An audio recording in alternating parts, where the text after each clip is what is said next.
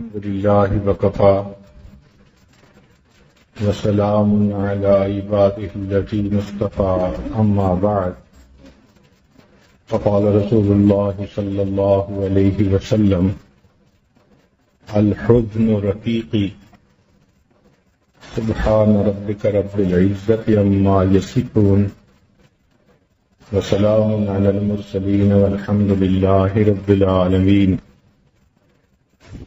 اللهم صل على سيدنا محمد وعلى آل سيدنا محمد وبارك وسلم اللهم صل على سيدنا محمد وعلى آل سيدنا محمد وبارك وسلم اللهم صل على سيدنا محمد وعلى آل سيدنا محمد وبارك وسلم الحزن رفیقی اور حزن میرا ساتھی ہے۔ حزن کا لفظی مطلب ہوتا ہے دل کا غم،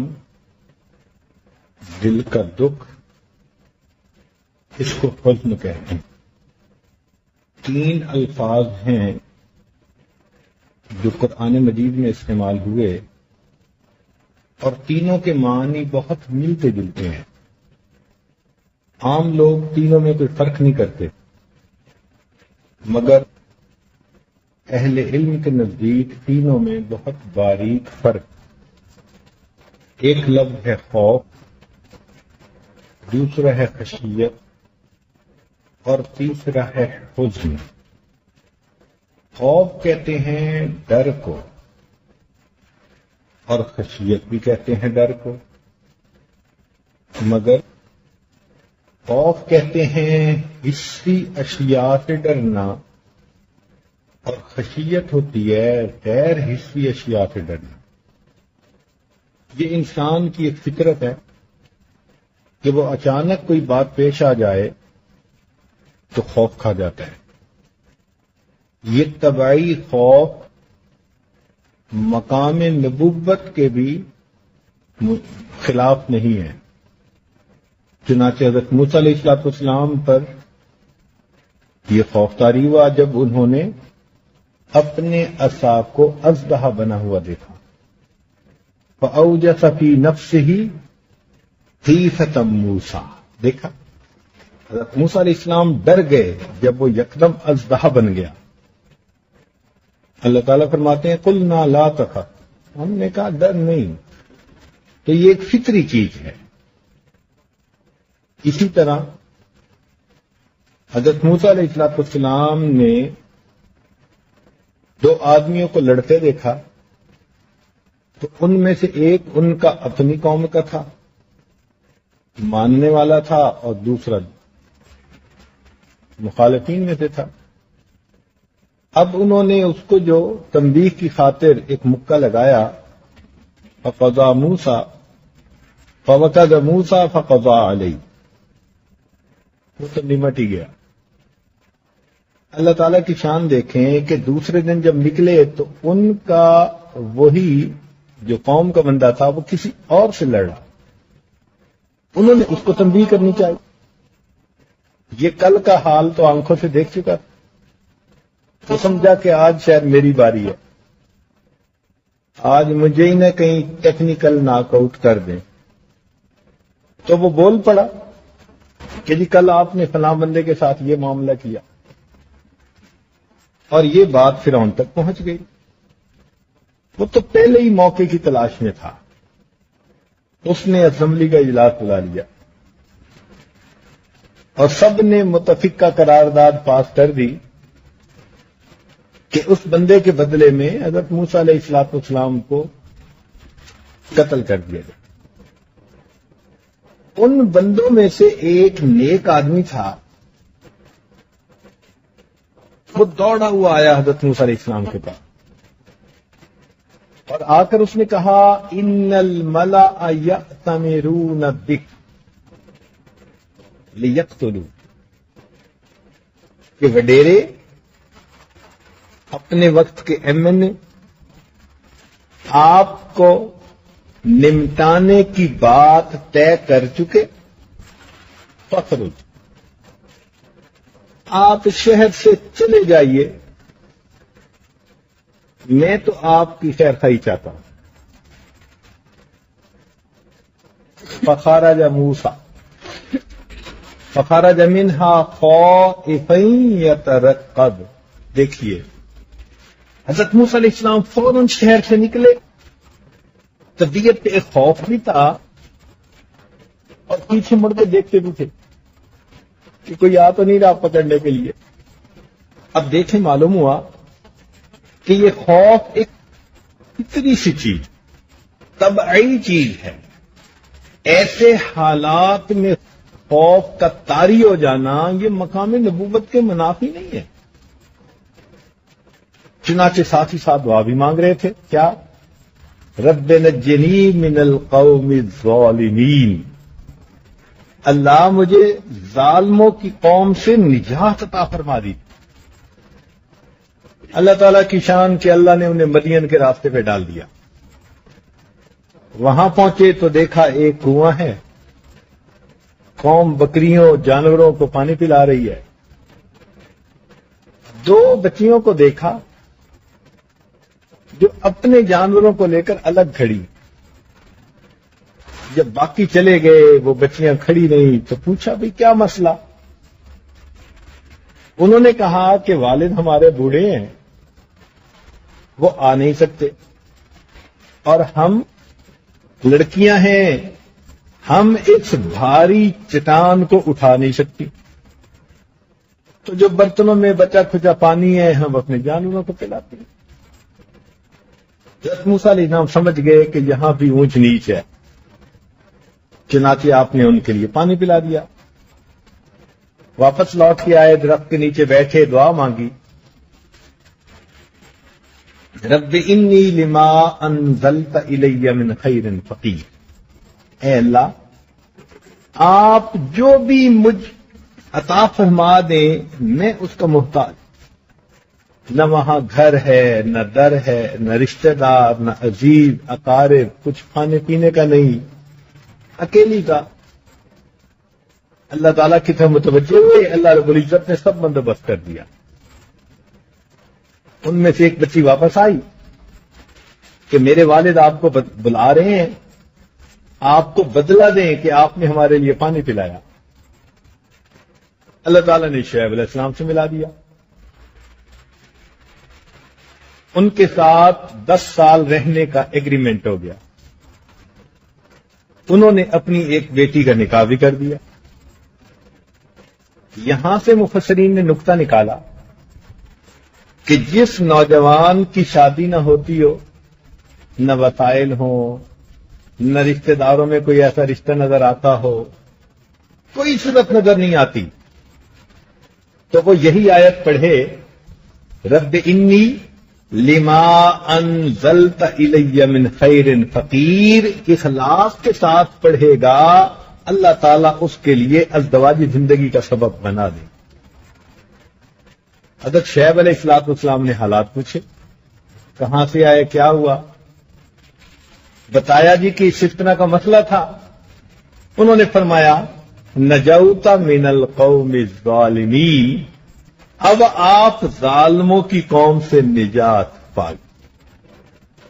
تو یہ طبعی خوف کا آ جانا یہ کوئی بری بات نہیں ہوتی، یہ فطرت ہے انسان کی۔ تاہم خوف ہمیشہ آتا ہے مادی چیزوں سے، حسی چیزوں سے۔ اسی لیے قیامت کے دن جب انسان کھڑا ہوگا نا اور جہنم کو دیکھے گا اور میزان عدل قائم ہونے والا ہوگا، پھر ڈرے گا۔ اسی لیے ایسے موقع پر اللہ نے خوف کا لفظ استعمال کیا، فرمایا وَأَمَّا مَنْ خَافَ مَقَامَ رَبِّهِ، اور جو اپنے رب کے سامنے کھڑا ہونے سے ڈر گیا۔ اس لیے حضرت زکریا علیہ السلام نے دعا مانگی، انی خفت الموالی من ورائی، کہ اولاد تو میری ہے نہیں اور میں اپنے ارد گرد کے جو رشتے دار ہیں ان سے مجھے خوف ہے۔ تو خوف کا لفظی مطلب ڈرنا، لیکن عام طور پر یہ استعمال ہوتا ہے مادی اور حسی اشیاء کے ڈر سے. گو کے لوگ اس کا استعمال اور چیزوں کے لیے بھی کر دیتے ہیں. ایک ہے لفظ خشیت. خشیت کا مطلب بھی ڈرنا ہوتا ہے، لیکن یہ ڈر ہوتا ہے غیر محسوس اشیاء سے. مثال کے طور پہ ایک آدمی کو محبت ہے اور اگر اس کو یہ محسوس ہو کہ فلاں کام سے یہ بہت غصہ کرتا ہے تو آدمی اس کام کو کرنے سے گھبرائے گا. کیوں؟ یہ تو نہیں نا کہ اس کو اس پر مار پڑے گی، نہیں، اس کے محبوب کا ناراض ہو جانا یہ اس کے دل میں ایک خوف سا ہوتا ہے. اس کیفیت کو خشیت کہتے ہیں. لہذا مومن کو اللہ رب العزت کے ساتھ چونکہ ایک محبت کا تعلق ہوتا ہے تو مومن کے دل میں ہمیشہ یہ کیفیت ہوتی ہے کہ میرا محبوب میرے کسی عمل سے ناراض نہ ہو جائے. اس کو خشیت کہتے ہیں. اس لیے جہاں نماز پڑھنے کا وقت آیا وہاں خشیت کا لفظ استعمال. قد افلح المؤمنون الذین هم فی صلاتهم خاشعون وانها لکبیرۃ الا علی الخاشعین. یہاں خشوع کا لفظ استعمال.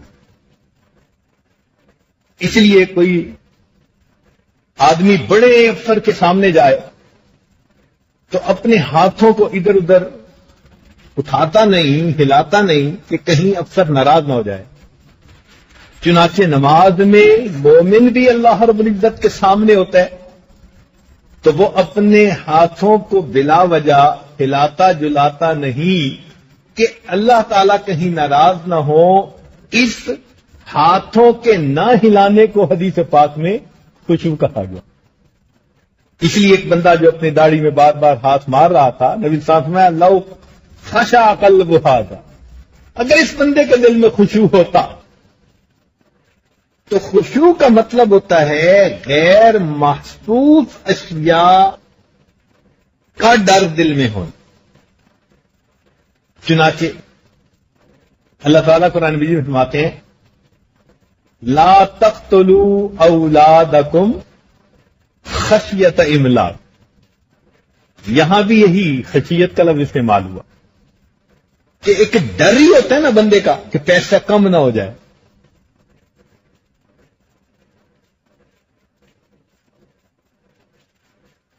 اسی لیے اللہ والے اللہ رب العزت کی خشیت اپنے دل میں رکھتے ہیں. ولا یخشون احدا الا اللہ. حضرت خضر علیہ الصلوۃ والسلام نے جب ایک بچے کو قتل کر ڈالا تو حضرت موسیٰ علیہ السلام نے پوچھا کہ آپ نے کیوں قتل کیا؟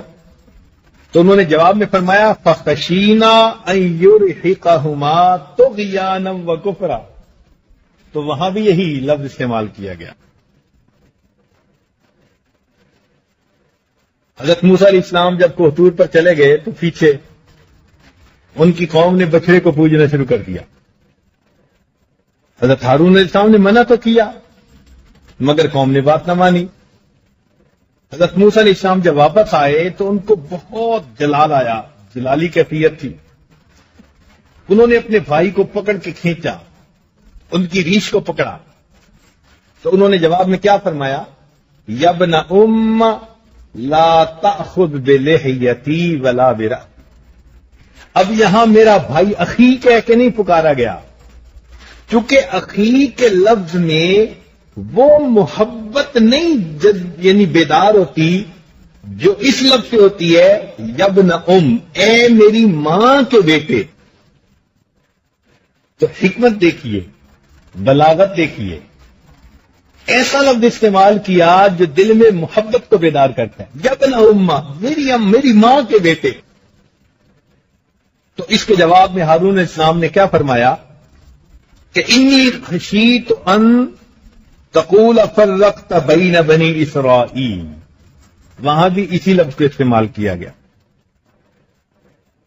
ایمان والوں کے بارے میں فرمایا یخشون ربہم. تو خشیت کا لفظی مطلب ہوا ڈر، مگر غیر محسوس چیز سے. تیسرا لفظ ہے حزن. اس کا مطلب بھی ڈر، لیکن کیسا ڈر؟ تو فرق سمجھیے کہ خوف کہتے ہیں باہر کا ڈر، اور حزن کہتے ہیں اندر کا غم. تو خوف کا تعلق ظاہر سے ہے اور حزن کا تعلق من سے، دل سے. اسی لیے یہ لفظ قرآن مجید میں انبیاء کرام کے بارے میں بہت زیادہ استعمال ہوا ہے، کیونکہ انبیاء کرام کو اپنی امت کا غم ہوتا ہے، اور وہ اپنی امت کے غم میں بہت اللہ کے حضور فریادیں کرتے رہے. اس لیے یہ حزن کا لفظ بہت زیادہ استعمال ہوا. تو حزن کا لفظی مطلب ہوا دل کا غم. جیسے نبی علیہ السلام کے فرزند ارجمند ابراہیم رضی اللہ تعالیٰ عنہ جب فوت ہوئے تو نبی علیہ السلام نے ان کو دفن فرمایا، اور آپ کی مبارک آنکھوں سے آنسو کے موتی گر رہے تھے. تو کسی نے پوچھا کہ اے اللہ کے محبوب صلی اللہ علیہ وسلم، آپ بھی بیٹے کی جدائی میں رو رہے ہیں. تو نبی علیہ السلام نے فرمایا القلب یحزن، دل مغموم ہے، والعین تدمع، اور آنکھ سے آنسو بہ رہے ہیں. وَإِنَّا بِفِرَاقِكَ یا ابراہیم لَمَحْزُونُونَ. ابراہیم ہم تیری جدائی میں بہت غمزدہ. تو یہ فطری چیز ہے. تو حزن ہمیشہ دل میں ہوتا ہے. کسی بات سے بھی بندے کا دل رنجیدہ ہو تو اس کو بھی حزن کہا گیا. جیسے کفار نبی علیہ السلام کو مجنون کا لفظ استعمال کرتے تھے، ساحر کا لفظ استعمال کرتے تھے. اللہ تعالیٰ قرآن مجید فرماتے ہیں لا يحزنك قولهم. اے محبوب، ان کی بات سے آپ کا دل غم زدہ نہ ہو.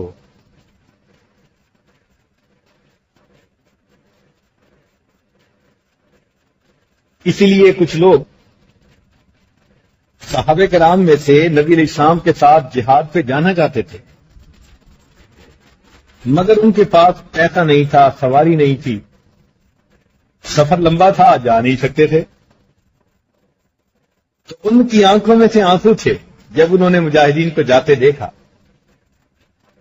اللہ تعالیٰ ان کے بارے میں فرماتے ہیں کہ یہ بھی لوگ ہیں کہ جو خرچ نہیں کر سکتے، یہ رو رہے ہیں حزنن اللہ یجدوا ما ينفقون. یہ مغموم ہے دل میں کہ یہ خرچ نہیں کر سکتے، اور اس وجہ سے آپ کے ساتھ جانے کی سعادت ان کو نہیں مل پا رہی. اس لیے جنتی لوگ جیسے ہی جنت میں قدم رکھیں گے تو ان کے دل میں جو ایک غم ہوگا نا کہ کہیں روک نہ لیا جائے، کہیں دروازہ نہ بند کر دیا جائے، کہیں پوچھ نہ لیا جائے، وہ بالکل ختم ہو جائے گا. اور وہ جنت میں داخل ہوتے ہی کہیں گے الحمدللہ الذی اذھب عنا الحزن. سب تعریفیں اللہ کے لیے ہیں کہ جس نے ہمارے دل سے غم کو ہٹا دیا. اسی لیے حضرت یعقوب علیہ السلام نے یوسف علیہ السلام کی جدائی میں کہا تھا انما اشکو بثی وحزنی الی اللہ. دیکھا تو یہ دل کا حزن ہوتا ہے.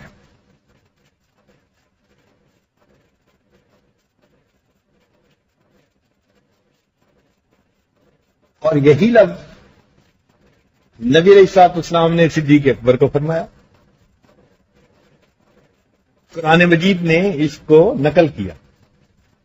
اذ یقول لصاحبہ لا تحزن ان اللہ معنا، کہ ڈر نہیں، اللہ ہمارے ساتھ. اور یہاں سے کچھ مخالفین اعتراض نکالتے ہیں. وہ کہتے ہیں جی حضرت علی رضی اللہ تعالیٰ عنہ بڑے بہادر تھے، نہ ڈرتے تھے نہ گھبراتے تھے. اور سیدنا صدیق اکبر عنہ کے بارے میں آتا ہے کہ بہت ڈرنے والے تھے، یعنی دوسرے لفظوں میں کہنا چاہتے تھے کہ بدھ دل. اور آیت یہ پڑھتے ہیں کہ ڈر گئے ہجرت کے وقت، تو نبی علیہ السلام کو کہنا پڑا لا تحزن، ڈر نہیں. اب یہ اعتراض ان کا بہت ہی کمزور ہے، اس لیے کہ ان کو اپنی جان کا غم نہیں تھا. ان کو یہ ڈر تھا، غم تھا کہ کہیں کافر نبی علیہ الصلوۃ والسلام کو کوئی تکلیف نہ پہنچائے. اور اس کی وجہ سے نبی علیہ السلام کو فرمانا پڑا لا تحزن، کہ آپ ڈرے نہیں، غم نہ کریں.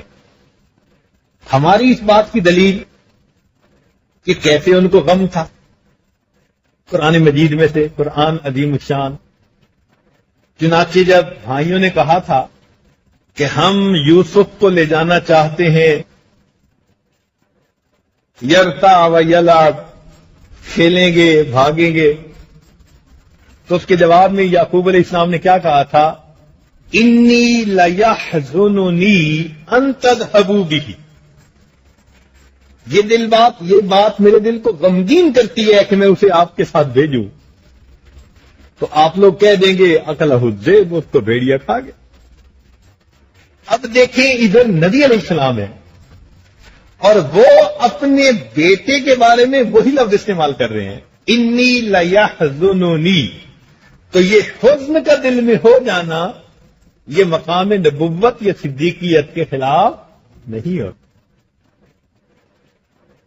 اور اللہ تعالیٰ کی شان دیکھیں کہ اللہ رب العزت نے یہی لفظ تو نبی علیہ السلام کو فرمایا. اگر کوئی کہنے والا یوں کہے کہ جی وہ دل کے تھوڑے تھے اس لیے نبی علیہ السلام کو کہنا پڑا، تو یہی لفظ اللہ تعالیٰ نے نبی علیہ السلام کو فرمایا. چنانچہ اللہ تعالیٰ فرماتے ہیں وَلَا تَحْزَنْ عَلَيْهِمْ وَلَا تَكُ فِي ضَيْقٍ مِّمَّا يَمْكُرُونَ إِنَّ اللَّهَ مَعَ الَّذِينَ اتَّقَوْا وَالَّذِينَ هُمْ مُحْسِنُونَ. اب یہاں پر اللہ تعالیٰ اپنے محبوب کو کیا فرما رہے ہیں؟ لا تحزن علیہم. تو کیا پھر یہاں بھی یہی ترجمہ لیا جائے گا؟ تو معلوم ہوا کہ یہ دل کا غم تھا.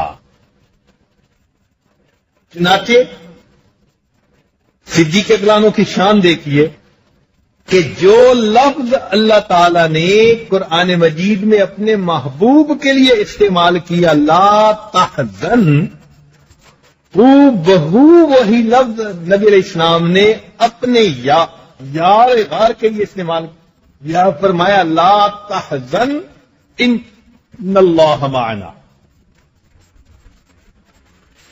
تو معلوم ہوتا ہے کہ واقعی صدیق اکبر عنہ کو اللہ نے نبی علیہ السلام کے ساتھ معیت کبریٰ عطا فرمائی. یہ جو ہے نا ان اللہ معنا، سبحان.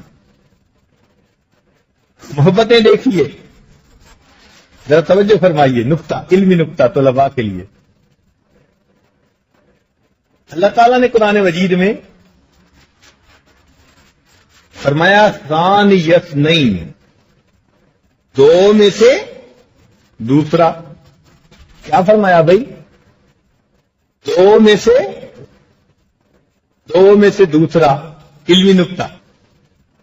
تو اللہ تعالیٰ نے صدیق اکبر کو نبی علیہ السلام کا دوسرا کہا کہ دو میں سے دوسرا.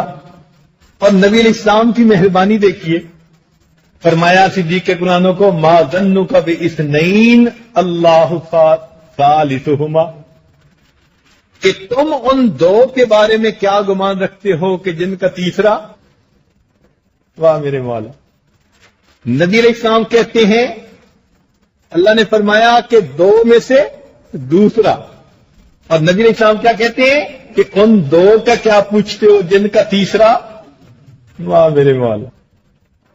تو نبی علیہ السلام کے ساتھ سیدنا صدیق اکبر کو معیت خاصہ حاصل تھی، معیت کبریٰ حاصل تھی، اس لیے دونوں کے زندگیوں میں بہت زیادہ مشابہت ہے۔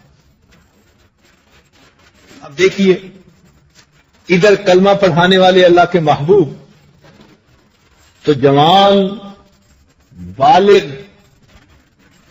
لوگوں میں سے کلمہ پڑھنے والے دوسرے کون تھے؟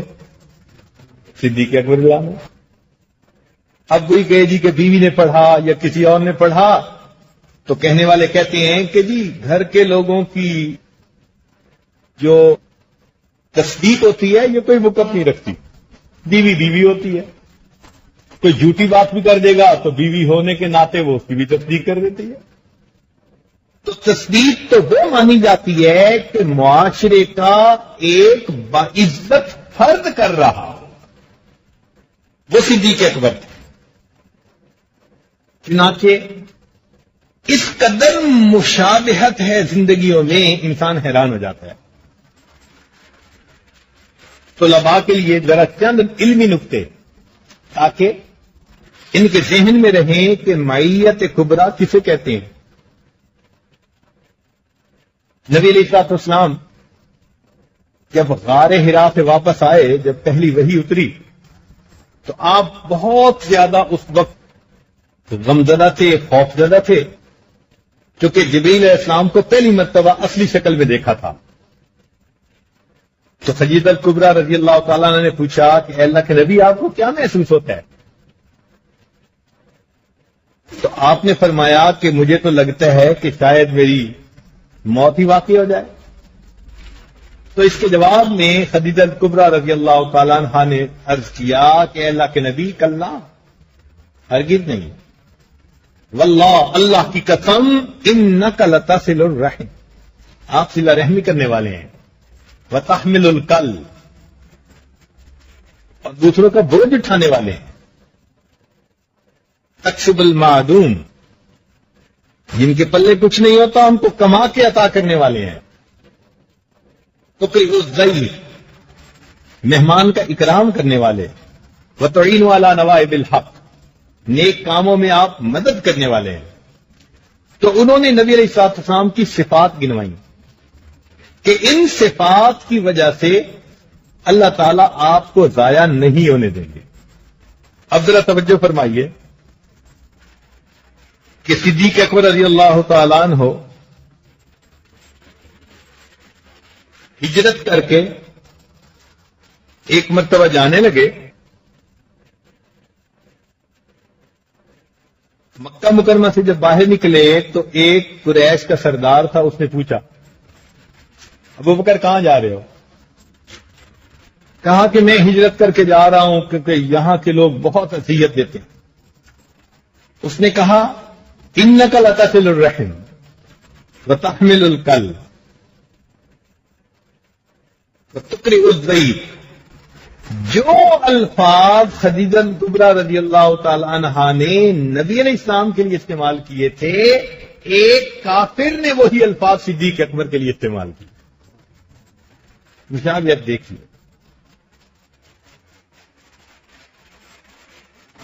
قرآن مجید میں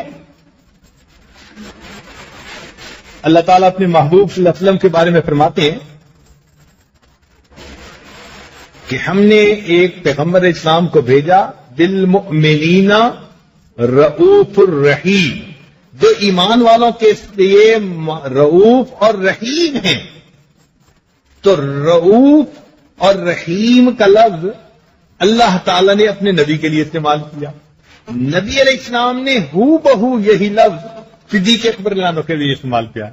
چنانچہ فرمایا ایک حدیث پاک میں ارأف امتی بے امتی ابو بکر، اور دوسری حدیث میں فرمایا ارحم امتی بے امتی ابو بکر۔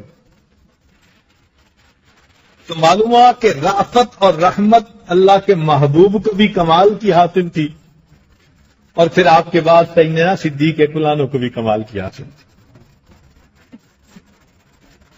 استقامت فی الدین، نبی علیہ السلام کو اس میں کمال حاصل تھا۔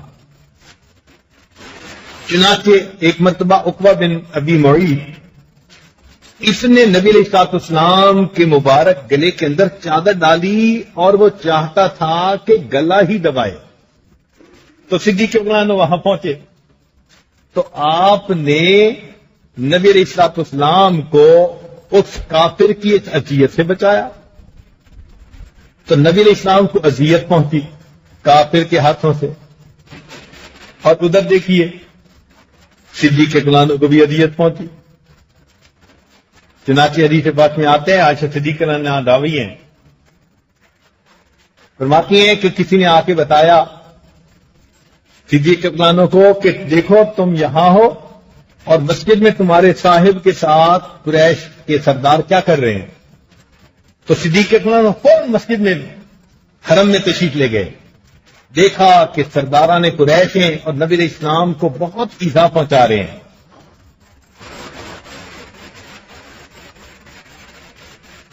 تو حضرت صدیق اکبر نے فرمایا اتقتلون رجلا ان یقول ربی اللہ، اور یہ کہہ کر جو ان کے قریب گئے تو کافروں نے نبی علیہ السلام کو تو چھوڑ دیا اور صدیق اکبر کو پکڑ لیا۔ اتنی اذیت پہنچائی، اتنی پہنچائی کہ بالآخر جب صدیق اکبر ملنے کے لیے دوبارہ آئے ایک دن کے بعد تو نبی علیہ السلام نے ان کی پیشانی پہ بوسہ دیا۔ انہوں نے بھی دین کی خاطر تکلیف اٹھائی اور مشابہت دیکھی۔ نبی علیہ السلام کی دعا سے اللہ تعالیٰ نے عمر لانوں کو اسلام کی توفیق عطا فرمائی، اور جس دن ابوبکر صدیق لانوں کو یہ سزا یعنی مارا گیا، ان کی مار سے متاثر ہو کر حمزہ لانوں اسلام میں داخل ہوئے۔ نبی علیہ السلام کی دعا سے یہ شعر اسلام میں داخل ہوا، اور صدیق لانوں کے عملی فعل سے اسلام کا یہ شعر اسلام میں داخل۔ مشابہت بالکل کامل نظر آتی۔ چنانچہ ہجرت کے موقع پر اللہ رب العزت نے فرمایا اذ یقول لصاحبہ لا تحزن ان اللہ معنا، تو یہ معیت کی خوشخبری نصیب ہو گئی۔ اللہ نے فرمایا ثانی اثنین، دو میں سے دوسرا۔ اب جہاں نبی علیہ السلام پہلے، صدیق اکبر دوسرے،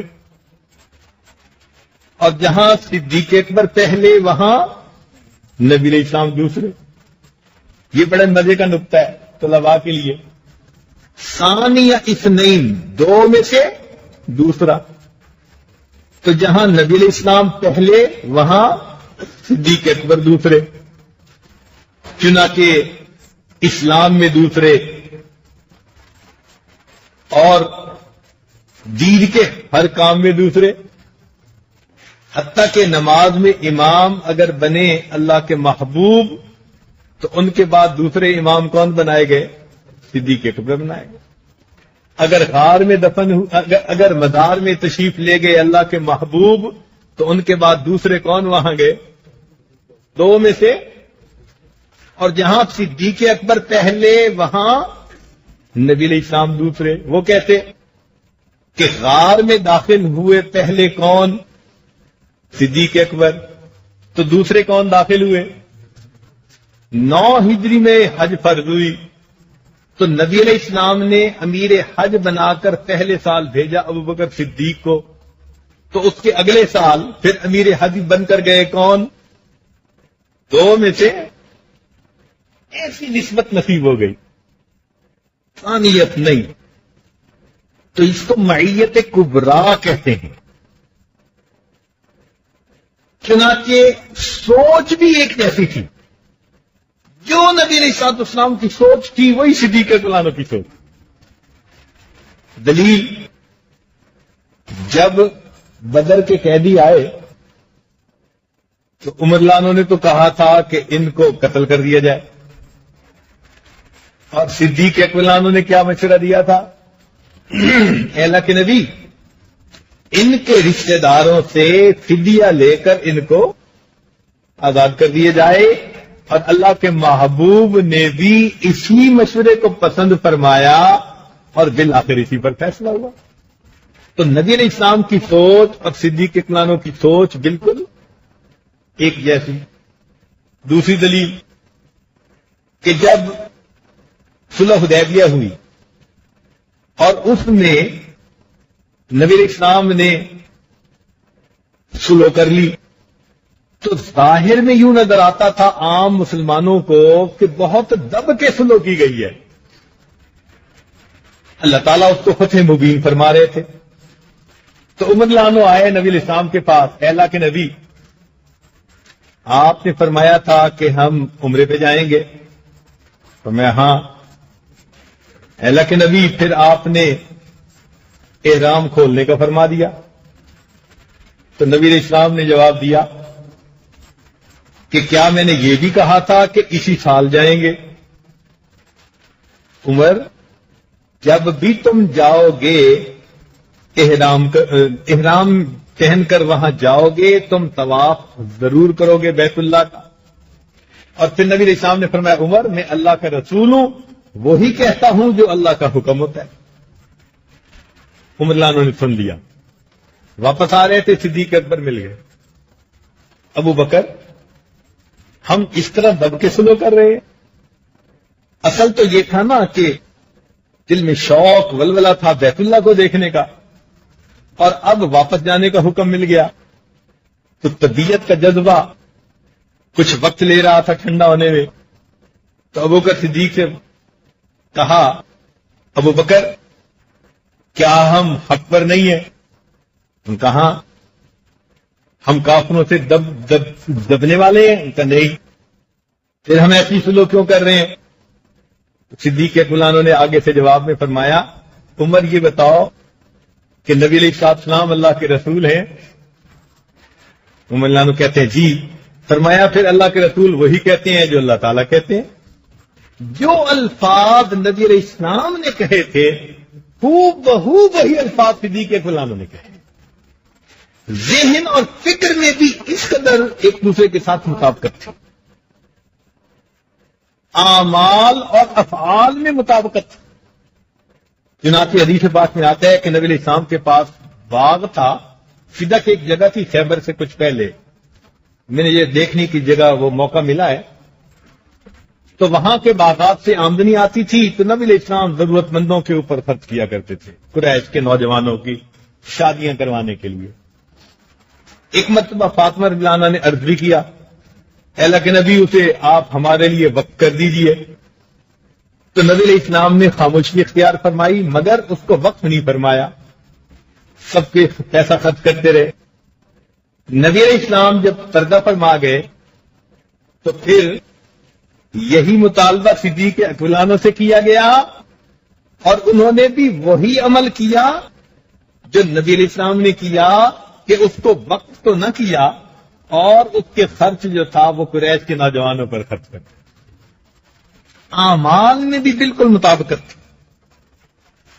حتیٰ کہ طائف کے لوگوں نے نمائندہ بھیجا کہ ہم کلمہ پڑھنے کو تیار ہیں اگر ہمیں نماز معاف کر دی جائے.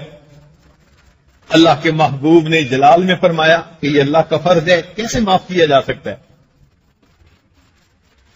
اور یہی حال صدیق اکبر کو پیش آیا کہ جب نبی علیہ السلام نے پردہ فرمایا تو قبائل میں سے کچھ لوگ تھے، وہ کہتے تھے جی کہ ہم ہر کام کرنے کے لیے تیار ہیں، بس زکوٰۃ ہمیں خود ادا کرنے کی اجازت دے دی جائے.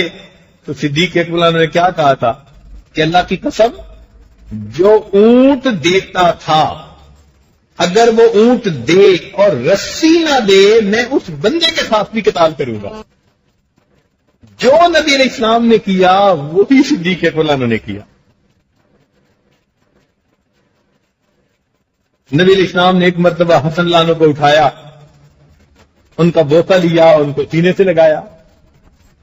علی لانو فرماتے ہیں کہ میرے ساتھ ابو بکر جا رہے تھے تو درمیان سامنے سے حسن رضی اللہ عنہ آئے, بچے تھے. تو ابو بکر نے جیسے ہی دیکھا فرماتے ہیں ان کو اٹھایا اور اسی طرح بوسہ دیا, سینے سے لگایا, اور پھر یہ کہا کہ اللہ کی قسم ان کی مشابہت اللہ کے نبی سے زیادہ ہے اور علی سے تھوڑی ہے. تو اللہ نے مسکرانے لگ گئے. تو جو عمل نبی علیہ السلام نے کیا ہو بہو وہی عمل صدیق اکبر نے کیا. اور تو اور دیکھیے کہ ایک مرتبہ نبی علیہ الصلوۃ والسلام ہجرت کرنے کا ارادہ کر چکے, مگر مشورہ یہ ملا کہ جی قریش کے کسی سردار سے بات کر لیجئے, وہ آپ کو اپنی امان میں لے لے. تو قریش کے ایک سردار نے نبی علیہ السلام کو امان میں لیا اور آپ پھر کچھ دن رہے. اس کے بعد اللہ کا حکم آیا اور پھر آپ نے مستقل ہجرت فرمائی. بہو یہی حال صدیق اکبر کے ساتھ کہ پہلی مرتبہ وہ ہجرت کر کے جانے لگے اجازت لے کر نبی علیہ السلام سے. تو قریش کے ایک سردار نے روک لیا, واپس آ کر کچھ دن رہے. پھر اس کے بعد اللہ کے نبی نے جب ہجرت کی تو صدیق اکبر نے بھی ہجرت فرمائی. خیش و اقارب میں بھی جو حالات نبی علیہ السلام کو پیش آئے وہی حالات صدیق اکبر کو پیش آئے. ذرا توجہ فرمائیے گا, بات بڑی سمجھنے والی ہے. اب دیکھیں نا, ایک تو ہوتی ہے نا ذات کا مسئلہ, نہیں, خیش و اقارب عزیز و اقارب میں بھی نبی علیہ السلام کے عزیز و اقارب کے ساتھ جو معاملہ پیش آیا وہی معاملہ صدیق اکبر کے عزیز و اقارب کے ساتھ پیش آیا. اب ذرا اس کی دلیل سنیے. نبی علیہ الصلوۃ والسلام کے داماد حضرت علی, عثمان غنی سابقین اولین میں سے تھے. سابقین اولین میں سے تھے. تو سیدنا صدیق اکبر کے جو داماد تھے زبیر رضی اللہ تعالیٰ عنہ وہ بھی سابقین اولین میں سے تھے. یہ بھی مہاجرین میں سے تھے ہجرت کی, اور زبیر رضی اللہ عنہ نے بھی ہجرت کی. یہ بھی عشرہ مبشرہ میں سے تھے اور ان کے داماد زبیر رضی اللہ عنہ بھی عشرہ مبشرہ میں سے تھے. جو ان کے داماد کو اللہ نے مناقب دیے وہ ان کے داماد کو بھی عطا فرمائے. اور دیکھیے نبی علیہ الصلوۃ والسلام کی صاحبزادی سیدہ فاطمہ الزہرا رضی اللہ تعالیٰ عنہ, ان کو اللہ رب العزت نے بہت اونچا مقام عطا فرما دیا, بہت اونچا مقام عطا فرما دیا. تو اگر نبی علیہ السلام کی صاحبزادی سیدہ فاطمہ کو اونچا مقام ملا تو ادھر دیکھیے کہ صدیق اکبر کی صاحبزادی سیدہ عائشہ رضی اللہ عنہا کو بھی اللہ نے اونچا مقام عطا فرما دیا. وہ نبی علیہ السلام کی صاحبزادی ہیں اور یہ صدیق اکبر کی صاحبزادی. چنانچہ آتا ہے کہ ایک مرتبہ دونوں بیٹھے ہوئے تھے, درجہ ماں بیٹی کا تھا. عائشہ صدیق لانا ماں ہیں, وہ بیٹی ہیں, مگر عمر میں بہت زیادہ فرق نہیں تھا. تو پھر آپس میں ذرا خوشی باتیں بھی ہو جاتی تھی. تو فاطمہ لانا مسکرائی. تو ام المؤمنین نے پوچھا کہ فاطمہ مسکرائی کیوں؟ کہ میرے ذہن میں ایک بات آئی ہے. کیا بات؟ کہ میں نبی علیہ الصلوۃ والسلام کی صاحبزادی ہوں, میرے والد محمد الرسول اللہ ہیں. اللہ نے مجھے یہ ایک شرف عطا فرمایا, مگر آپ کے والد تو ابو بکر ہیں. تو اس بات کو سن کر عائشہ صدیقہ رضی اللہ تعالی عنہا نے نبی علیہ السلام کی تعریفیں کرنی شروع کر دی. فاطمہ آپ نے سچ کہا کہ آپ کے والد رسول اللہ صلی اللہ علیہ وسلم ہیں، ہمیں ایمان ملا ان کے صدقے، قرآن ملا ان کے صدقے، خدا ملا ان کے صدقے، یہ ملا یہ ملا. نبی علیہ السلام کی تعریف کی انتہا کر دی. اور جب خوب دل جی بھر کے تعریف کر لی نا تو پھر مسکرا کے کہا کہ فاطمہ ایک بات میرے دل میں بھی آ رہی ہے. ان کا وہ کیا؟ ان کا ہاں کہ اگر آپ کے خاوند علی المرتضی ہیں تو فاطمہ میرے خاوند بھی تو محمد مصطفیٰ ہے. اور پھر مسکرا کے کہا کہ فاطمہ ایک بات اور آ رہی ہے. ان کا وہ کیا؟ ایک بات اور ذہن میں آ رہی ہے کہ قیامت کا دن ہوگا، ہم جنت میں جائیں گے، فاطمہ آپ کا ہاتھ علی المرتضی کے ہاتھ میں ہوگا اور میرا ہاتھ محمد مصطفیٰ کے ہاتھ میں ہوگا. تو دیکھو اللہ نے ان کی بیٹی کو بھی شرف عطا کیا اور سیدہ عائشہ صدیقہ رضی اللہ عنہا کو بھی شرف عطا فرمایا. پھر اور دیکھیے غربت کے حالات. سیدہ فاطمہ الزہرا رضی اللہ عنہا پھر خود فرماتی ہیں ہاتھوں میں گٹے پڑ جاتے تھے، میں پانی بھر کر لاتی تھی، میں اونٹوں کو گٹلیاں توڑ کے کھلاتی تھی، خدمت کرتی تھی اونٹنیوں کی، گھر میں کبھی پکتا تھا کبھی نہیں پکتا تھا. جو غربت کے حالات نبی علیہ السلام کی اس صاحبزادی نے برداشت کیے، وہی معاملہ صدیق اکبر لانوں کے ساتھ کہ ان کی صاحبزادی اسماء رضی اللہ تعالیٰ عنہ کے اوپر یہی غربت کے حالات، وہ بہو اسی طرح غربت کے حالات. اچھا اور دیکھیے کہ نبی علیہ السلام کے نواسے سیدنا حسین رضی اللہ تعالیٰ عنہ، ان کو بھی شہید کیا گیا. تو ادھر دیکھیے کہ صدیق اکبر لانوں کے نواسے عبداللہ ابن زبیر لانوں کو بھی شہید کیا گیا. ان کے نواسے بھی صحابی بنے، ان کے نواسے بھی صحابی بنے. ان کو شہید کیا گیا تو ان کی لاش بھی کئی دن وہاں پڑی رہی، اور جب ان کو شہید کیا گیا تو ان کی لاش بھی کئی دن لٹکتی رہی. بالکل ایک جیسے حالات ہیں. تو صرف نبی علیہ السلام کی اور صدیق اکرم کی آپس میں مشابہت ذات کی حد تک نہیں تھی، بلکہ عزیز و اقارب کے حالات میں بھی مشابہت.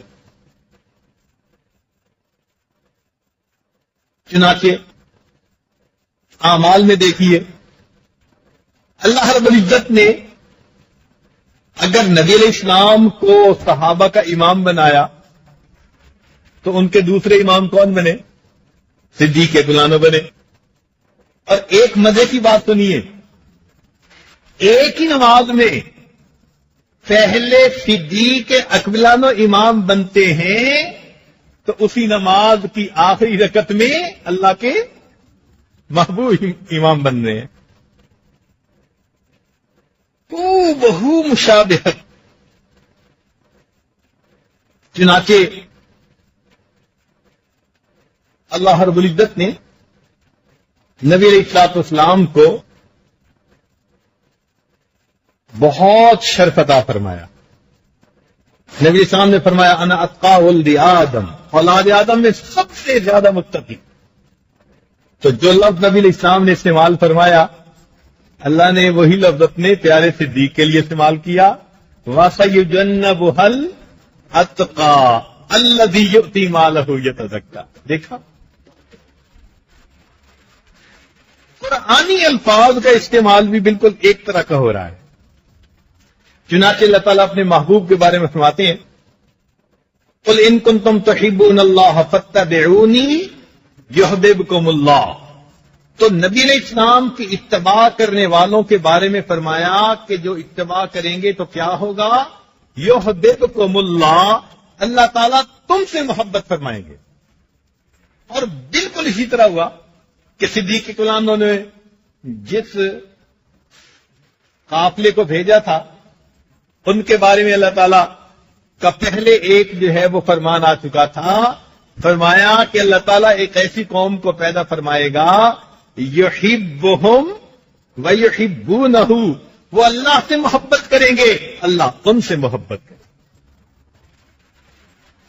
اور یہ وہ لوگ تھے جو صدیق عنہ کے زمانے میں گئے تھے. اب دیکھیے ادھر فرمایا اذلۃ علی المؤمنین، ایمان والوں کے سامنے وہ اپنے کندھے جھکانے والے ہوں گے، پست کرنے والے ہوں گے، یعنی ان کو ایمان والوں سے ایسی محبت ہوگی. اور نبی کے صحابہ کے بارے میں بھی اللہ یہی فرماتے ہیں والذین معہ اشداء علی الکفار رحماء بینہم. پھر اور مشابہت دیکھ لیجئے کہ نبی علیہ الصلوۃ والسلام کی جو وفات مبارکہ ہوئی تو اس کا ظاہر میں سبب زہر بنا، اور صدیق عنہ کی جو وفات ہوئی اس کا ظاہر سبب کیا بنا؟ ادھر جو زہر والا کھانا تھا وہ ہدیہ کے طور پر بھیجا گیا تھا، اور صدیق عنہ کے بھی جو زہر کا کھانا تھا وہ ہدیہ کے طور پر بھیجا گیا. یہ نبی علیہ السلام نے جو کھانا کھایا تھا یہ بھی دو آدمیوں نے کھانا کھایا. دوسرے آدمی پہ زہر کا فوراً اثر ہوا اور وہ فوراً دنیا سے چلا گیا، اور ادھر یہ کھانا بھی دو بندوں نے کھایا تھا اور دوسرے بندے پر زہر کا فوری اثر ہوا اور وہ فوراً شہید ہو گیا، جبکہ نبی علیہ السلام پر زہر کا اثر ہوا اور وفات کے وقت بہت شدید بخار ہوا، اور ادھر صدیق عنہ نے جو زہر استعمال کیا اس کی وجہ سے بھی موت کے وقت شدید بخار ہوا. ادھر بھی بخار ادھر بھی بخار، ادھر بھی شدید ادھر بھی شہید، ادھر بھی اس کی وجہ سے ان کو شہادت ملی ادھر ان کو بھی شہادت ملی. چنانچہ بعض روایات میں آتا ہے کہ وفات سے کچھ دیر پہلے جو آخری آیت نبی علیہ السلام کی زبان سے نکلی تھی وہ تھی مع الذین انعم اللہ علیہم من النبیین والصدیقین والشہداء والصالحین، اور ہو بہو یہی آتا ہے کہ ابوبکر صدیق کے زبان سے جو آخری آیت سنی گئی وہ تھی مع الذین انعم اللہ علیہم من النبیین والصدیقین والشہداء والصالحین. ہو بہو ایک جیسے حالات. عالم نظر میں دیکھیے نبی علیہ الصلوۃ والسلام نے ادھر ان کی بیٹی فاطمہ موجود ہے اور ادھر دیکھیے کہ ان کی بیٹی سیدہ عائشہ موجود ہے. اور پھر وفات میں بھی مشابہت دیکھیے. اللہ کی شان کہ نبی علیہ الصلوۃ والسلام سوموار کے دن دنیا سے رخصت ہوئے، اور اللہ کی شان دیکھیے کہ صدیق عنہ کی وفات بھی سوموار کے دن ہوئی. جس چار پائی پر نبی علیہ الصلوۃ والسلام کو رکھا گیا صدیق عنہ کا جنازہ اٹھانا تھا، ہو بہو اسی چارپائی کو استعمال کیا. ان کو بھی 3 کپڑوں میں کفن دیا گیا، ان کو بھی 3 کپڑوں میں کفن دیا گیا. مزے کی بات دیکھیں کہ ان کی وفات بھی 63 سال کی عمر میں ہوئی اور ان کی وفات بھی 63 سال کی عمر میں ہوئی. نبی علیہ السلام کی جب وفات ہوئی آپ نے کوئی میراث نہیں چھوڑی، اور جب صدیق عنہ کی وفات ہوئی انہوں نے بھی کوئی میراث نہیں چھوڑی. اور لطف اور مزے کی بات دیکھیے کہ نبی علیہ السلام کی وفات ہوئی تو آپ کو روضۃ الجنہ میں داخل کر دیا گیا، اور جب ابوبکر صدیق کی وفات ہوئی تو ان کو بھی روضۃ الجنہ میں داخل. تو معلوم ہوا کہ زندگی سے وفات تک بالکل اللہ نے حالات بھی ایک جیسے رکھے. اس کو معیت کبریٰ کہتے ہیں. یہ معیت کبریٰ تھی. اسی لیے اس معیت کبریٰ کی وجہ سے امام ربانی مجدد ثانی رحمۃ اللہ علیہ وہ فرماتے ہیں کہ ان کو نبی علیہ السلام کو کے ساتھ جنت میں بھی معیت نصیب ہوگی. صدیق عنہ کو نبی علیہ السلام کے ساتھ، بولے ذرا مراقبے چھوڑے نا، ذرا بات سنیں. صدیق عنہ کو جنت میں نبی علیہ السلام کے ساتھ معیت نصیب ہوگی. چنانچہ انہوں نے اپنے مکتوبات میں ان کو ہم خانہ رسول لکھا ہے. وہ فرماتے ہیں کہ اس کا طریقہ یہ ہوگا کہ جیسے ایک ڈبل سٹوری گھر ہوتا ہے، اس ڈبل سٹوری گھر میں نیچے کی سٹوری پر صدیق اکبر ہوں گے، اسی مکان کے اوپر کی سٹوری پر نبی علیہ الصلوۃ والسلام ہوں گے. تو اللہ رب العزت نے اپنے محبوب کو فرمایا لا تحزن علیہم، اور نبی علیہ السلام نے صدیق اکبر کو فرمایا لا تحزن ان اللہ معنا. تو یہ جو لا تحزن کے اوپر بعض لوگ اعتراض کرتے ہیں تو اس کا جواب سمجھ میں آ گیا کہ یہاں نبی علیہ السلام فرما رہے ہیں اور وہاں پر اللہ تعالیٰ اپنے محبوب کو فرما رہے ہیں. اچھا، قرآن مجید میں بعض جگہ پر حزن اور خوف کا لفظ اکٹھا بھی استعمال ہوا. چنانچہ فرمایا الا ان اولیاء اللہ لا خوف علیہم ولا هم یحزنون.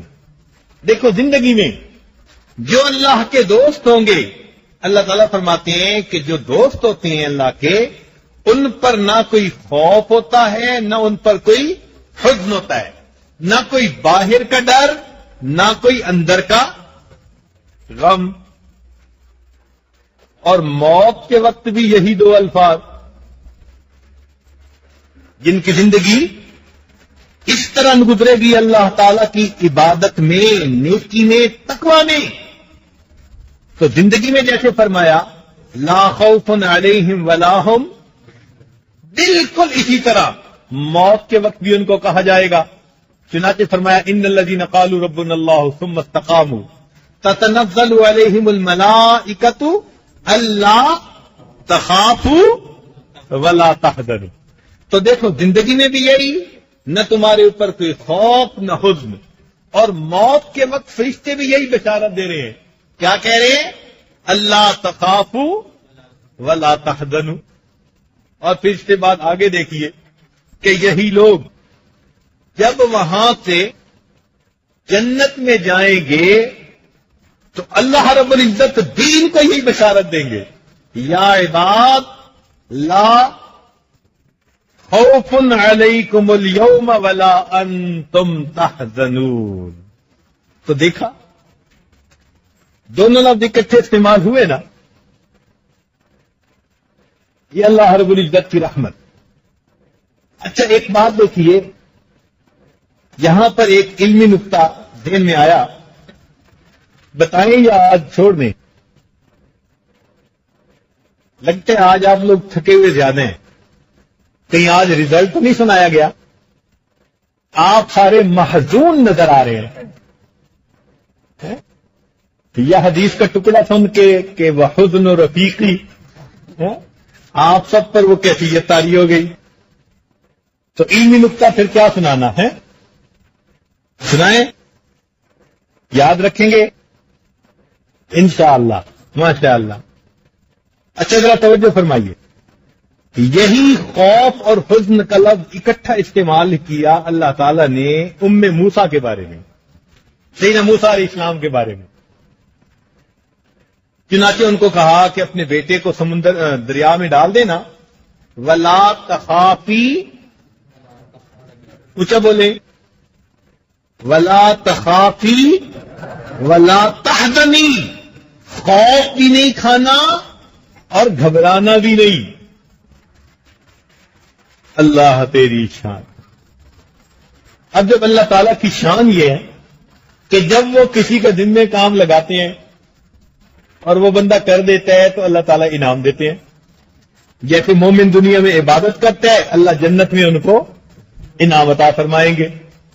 مگر یہاں جیسی کرنی ویسی بھرنی. تو مومن کے ساتھ اللہ کا یہی معاملہ. چنانچہ اللہ رب العزت نے ان کو دو باتیں کہیں. کیا باتیں کہیں؟ بولے ذرا. لا تخافی ولا تحزنی. اور انہوں نے اس پر عمل کر دکھایا نا. تو جب عمل کر دکھایا تو پھر انعام بھی ملنا چاہیے کہ نہیں؟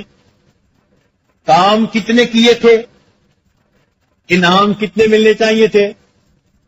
بولے، کام کتنے کیے تھے تو انعام کتنے ملنے چاہیے تھے؟ 2۔ سبحان اللہ۔ تو اللہ تعالیٰ آگے 2 ہی انعاموں کا تذکرہ فرماتے ہیں۔ کون سا انعام؟ فرمایا انا رادوہ الیک، ہم اسے لوٹائیں گے تمہاری طرف۔ تو بچے کا لوٹ کے آنا ایک انعام، اور دوسرا کیا کہا؟ وجاعلوہ من المرسلین، اور ہم نے رسولوں میں سے بنانے۔ یہ کتنا انعام؟ اب یہاں تک تو آپ تفسیر میں نقطے پڑھتے رہتے ہیں، ایک نقطہ آپ کو اور بھی بتائیں جو بہت ساری تفاسیر کا مطالعہ کرنے کے بعد ملے گا۔ وہ یہ کہ اللہ تعالیٰ نے 2 باتوں کا حکم دیا تھا۔ ایک کا تعلق حصی کیفیت کے ساتھ تھا، خوف علیہم، اور دوسری کیا تھی؟ ولا هم یحزنون، اور یہ کیا چیز ہوتی ہے؟ یہ غیر محسوس قسم کی چیز ہوتی ہے۔ دوسرا بندہ نہیں محسوس کرتا کہ پتہ نہیں اس کا دل غمزدہ ہے یا نہیں، وہ تو غمزدہ بندے کو پتا ہوتا ہے نا، ظاہر میں کسی کو کیا پتا کہ دل میں کیا؟ کیونکہ ایک کا تعلق ظاہر کے ساتھ اور ایک کا تعلق باطن کے ساتھ، چونکہ حکم دیا تھا ایک کا تعلق ظاہر کے ساتھ اور دوسرے کا تعلق، تو اللہ تعالی نے انعام بھی 2 دیے، ان میں سے ایک انعام کا تعلق ظاہر کے ساتھ انا رادوہ الیک، اور دوسرے انعام کا تعلق باطن کے ساتھ، فرمایا وجاعلوہ من المرسلین، ہم نے اس کو رسولوں میں سے بنانا۔ دیکھا، جیسا عمل ویسا ہی اس کا اجر۔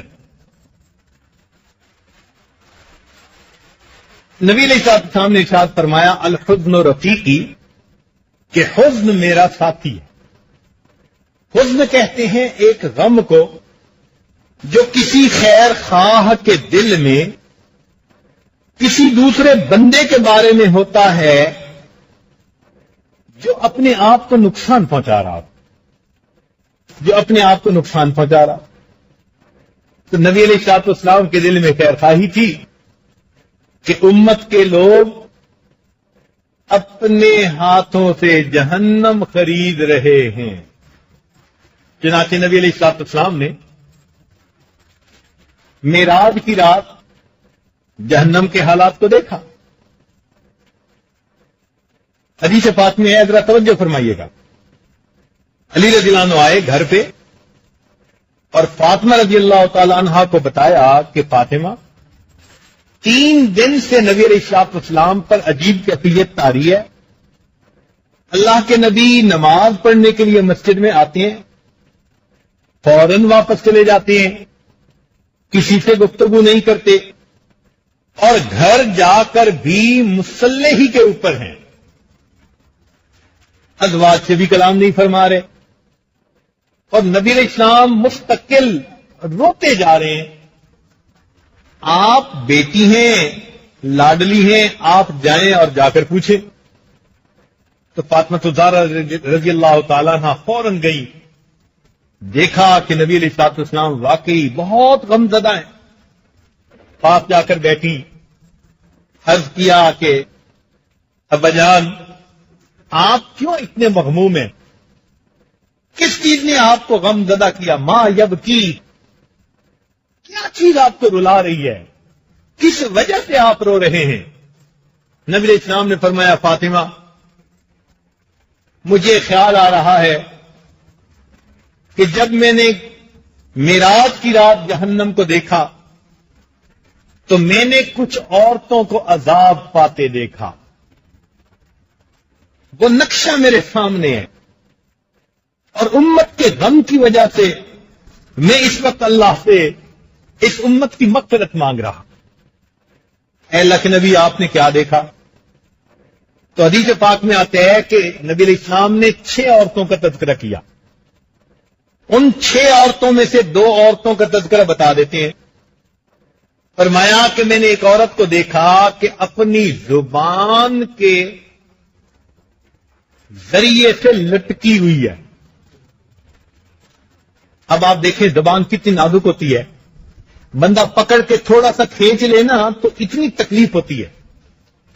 وہ عورت اپنی زبان کے ذریعے لٹک رہی تھی، جیسے کسائی کسی بکرے کے سر کو اوپر کیل کے ساتھ لٹکا دیتے ہیں کہ کان کے اندر کیل گھسا دیا اور لٹک گئی.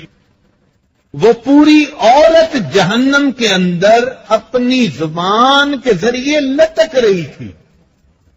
اللہ کے نبی وہ کون عورت تھی؟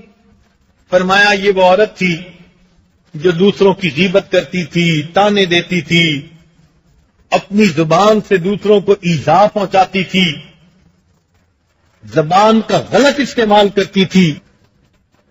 اس کو اللہ رب العزت جہنم کی آگ میں اس طرح فرائی کریں گے.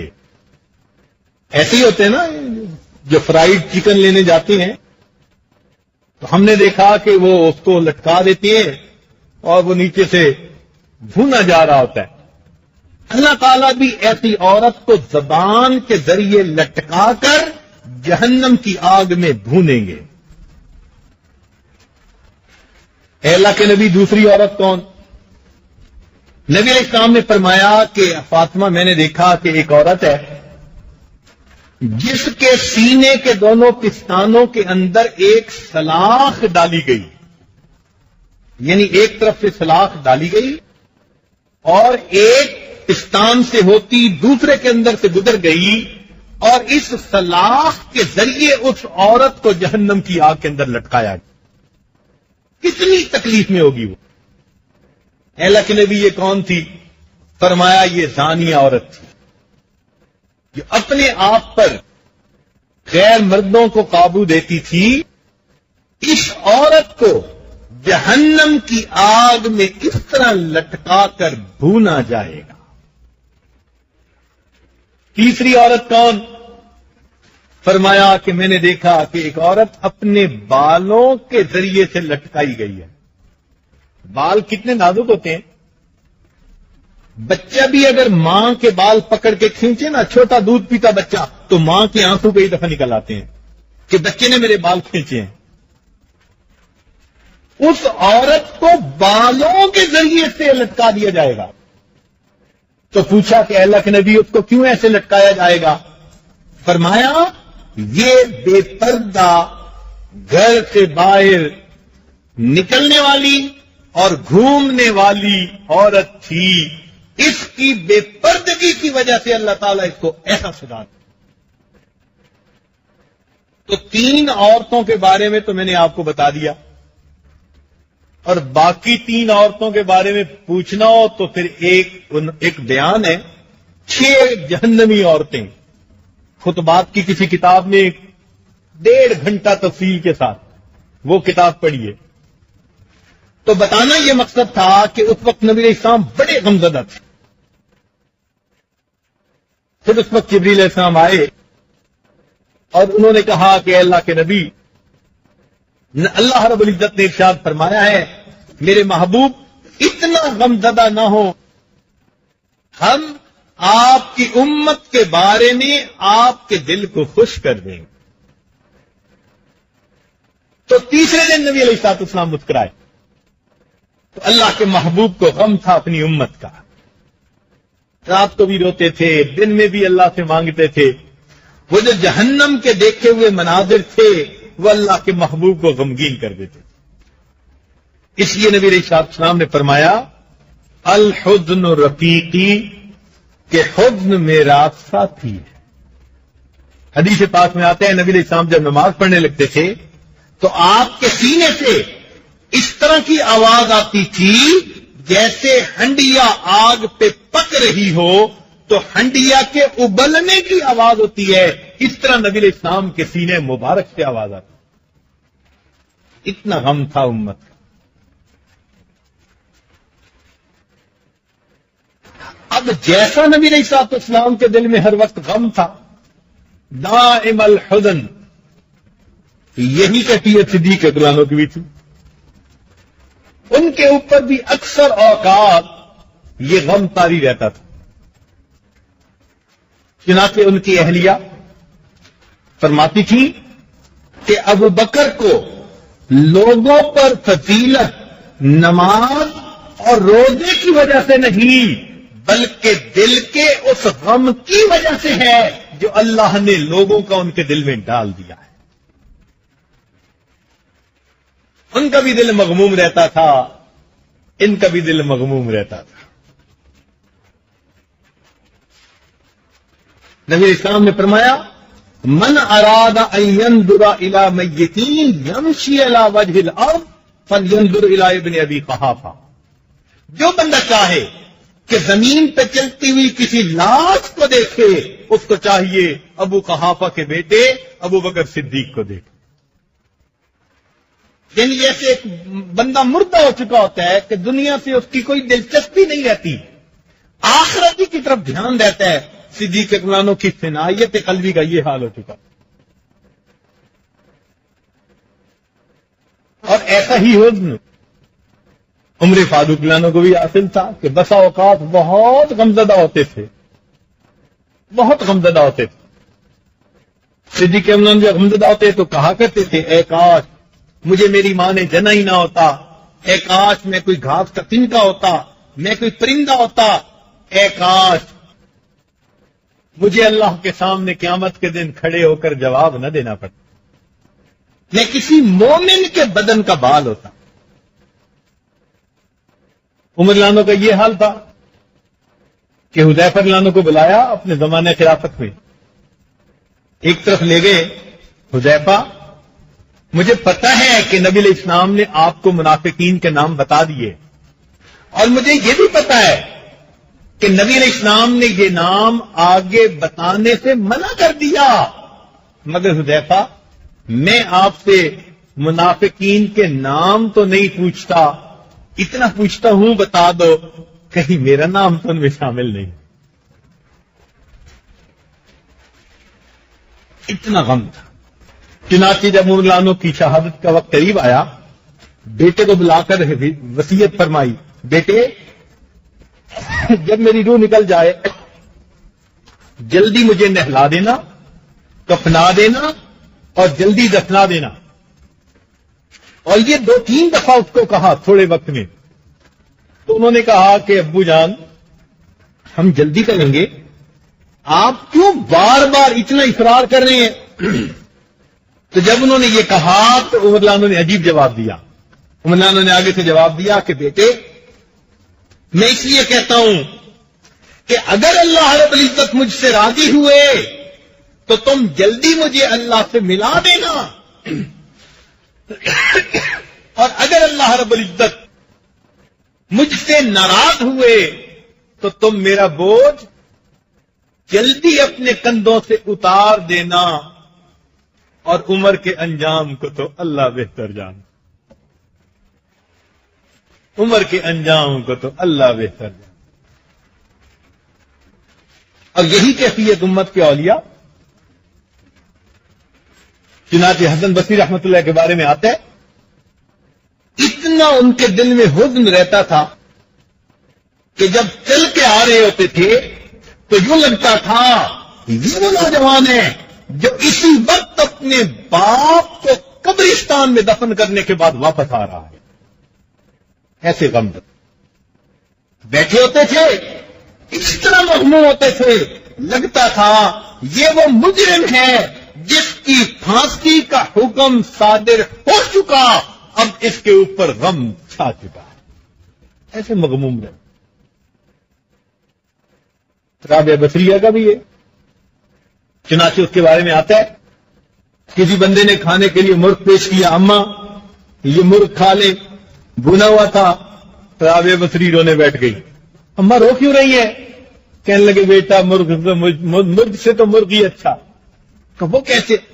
بیٹے اس مرغ کو پہلے ذبح کیا گیا, اس کی جان نکال دی گئی, اس کے بعد اس کے گوشت کو آگ میں بھونا گیا, اور اگر قیامت کے دن میری خطاؤں کو اللہ نے نہ بخشا تو رابعہ کو تو زندہ حالت میں جہنم کی آگ میں بھون دیا جائے. بیٹے مجھ سے تو یہ مرغی اچھا. ایک خوف تھا، ایک ڈر، غم ہوتا تھا ہر وقت. ہمارے اکابر کی بھی یہی کیفیت. حضرت مدی رحمت اللہ کے بارے میں آتا ہے، تہجد میں اٹھتے تھے اور دعا مانگتے ہوئے اس طرح روتے تھے، لگتا تھا کہ جس طرح کوئی بچہ اپنے باپ سے کسی غلطی کی وجہ سے پٹ رہا ہوتا ہے اور معافیا مانگ رہا ہوتا ہے، اس طرح وہ اپنے رب سے رات کو معافیا مانگ رہے. حضرت مولانا احمد الہاری رحمت اللہ علیہ بہت کثیر البکات، کثرت کے ساتھ روتے تھے، نشان بن گئے تھے آنسوؤں کے، اتنا روتے تھے. ان کے بارے میں مشہور واقعہ ہے کہ جب ان کی وفات ہوئی تو ان کی قبر سے خوشبو آتی تھی، جس طرح امام بخاری رحمت اللہ علیہ کی قبر سے خوشبو آتی تھی. تو ان کو ان کے خلیفہ نے خواب میں دیکھا، پوچھا کہ حضرت آگے کیا بنا؟ تو فرمانے لگے کہ اللہ رب العزت کے سامنے پیشی ہوئی اور اللہ رب العزت نے مجھ سے پوچھا کہ احمد علی اتنا کیوں روتے تھے؟ احمد علی اتنا کیوں روتے تھے؟